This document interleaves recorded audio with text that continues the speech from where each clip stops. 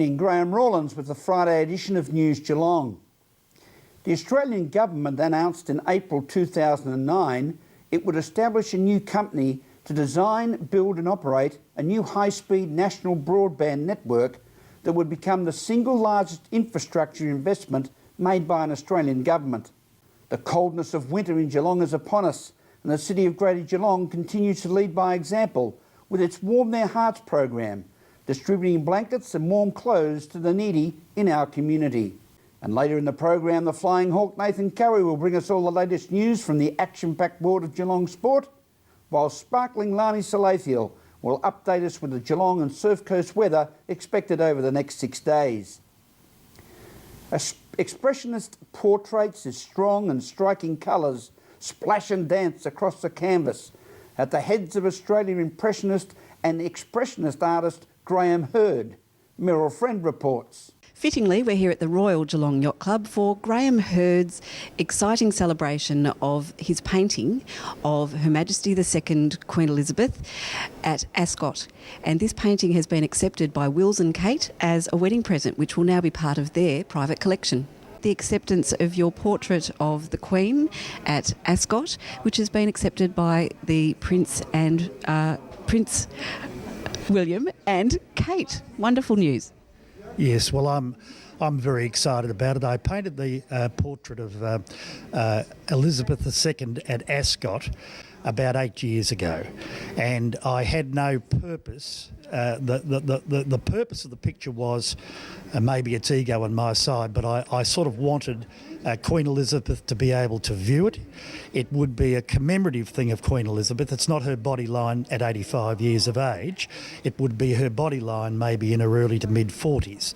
And it's got a festive flavour, being her at Ascot, which the piece of timber that she looks like she might be holding is the fence of the symbolic of the racecourse. And I thought there'll be a royal wedding at some time. So your work has been world renowned. It's been accepted, and you've gifted many to many politicians and many famous people. How have you come under the radar in Geelong? Well, I've been low-key here because I've just run a gardening business, really, and I had a brother in the public eye in the art world. Not that went against me, but I was just happy to puddle around quietly as a hobby. And I have achieved, there's no doubt about that, and when I retire I'll possibly market, but I've got 3 or 4 years to go before I do that. And it's just, I was a bit of a purist, that art for art's sake. And the dollars didn't matter. When I did Thorpe in the pool, when he was winning all his gold, when he was at his peak, it was a thrill.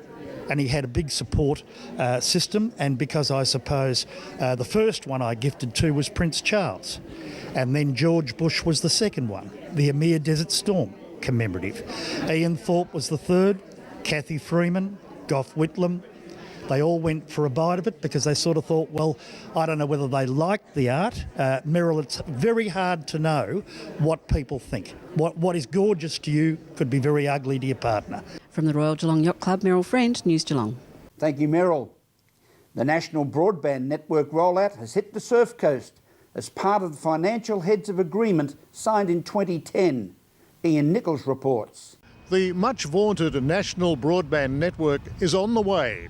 And with that in mind, the Surf Coast Shire and the Colac-Otway Shire have moved very quickly to seek a meeting with the Telecommunications Minister, Senator Stephen Conroy.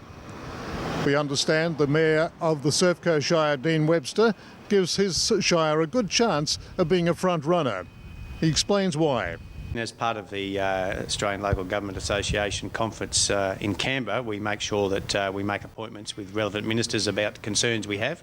And Brian Crook, the Mayor of Colac-Otway, and myself met with the Minister, his advisors, and also a representative from NBN about the rollout of the National Broadband Network.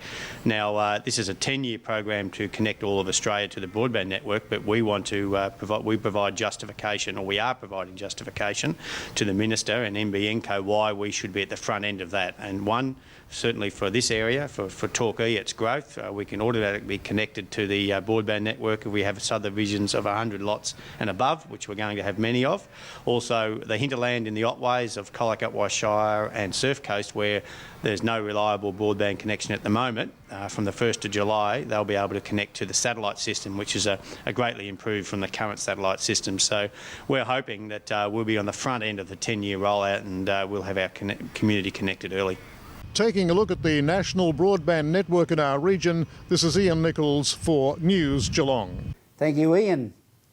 The new mobile biobank laboratory, ASPRI, meaning aspirin in reducing events in the elderly, has hit the road as part of ongoing studies investigating whether aspirin prolongs a healthy lifespan, as Meryl Friend reports. We're here in Drysdale with the Esprit Healthy Ageing Biobank and the BioBus behind me. This is a 5-year clinical research trial testing the small amounts of aspirin for ageing people over 70 years of age, and it's a 5-year trial to see if they can find out the reasoning behind some cancers or even depression, things like that. So it's a great study, partly with Monash University and other areas. CSIRO have done this bus, and we're able to speak with some of the people involved. Okay, so what we have participants who have agreed to partake in the Esprit clinical trial, and from that they've been asked then if they would like to be involved in the biobank side. Now the biobank side is where they'd like to donate blood and urine samples that can be stored in the long-term storage for biobank purposes. So what happens is they get about 40 mils of blood collected, and then we then process the blood samples on this bus, which we call our Esprit BioBus, and we have it all laid out with all our equipment that's required, and we then can spin the blood into the different components so that we can then store them for long-term storage. So down the track, the researchers can then look at the various disease markers which may give these participants a predisposition to things such as cancers and dementia and Alzheimer's and those type of things. And so can you tell us, there's only a 4-hour window of opportunity with these tests? That's correct. So what we have to do is, as soon as the blood's drawn from the participants, we have a 4-hour window in which we need to process the blood sample and then get them into our cold storage. So to be able to do that on our mobile laboratory, we've invested in specialised equipment where we can then store the samples while we're on the bus, so that they're frozen down by the time we take them back to our central location in Melbourne. The Esprit study is for aspirin and reducing events in the elderly. So we're looking at healthy ageing in the older age group. The research itself, we're following people up for 5 years, and we want to explore whether taking aspirin each day will help prevent some of the major disorders such as heart disease, strokes, dementia and bowel cancer. And there are quite a few people affiliated with this. Yes, there is.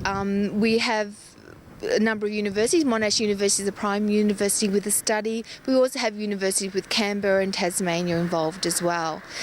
With the BioBus, which you see behind us, it is a sub-study of Esprit, and the CSIRO have funded this sub-study, so it's very exciting. From Drysdale and the BioBus, Meryl Friend, News Geelong. Thank you, Meryl. This is News Geelong Friday edition as we go to a break and return with more news after this.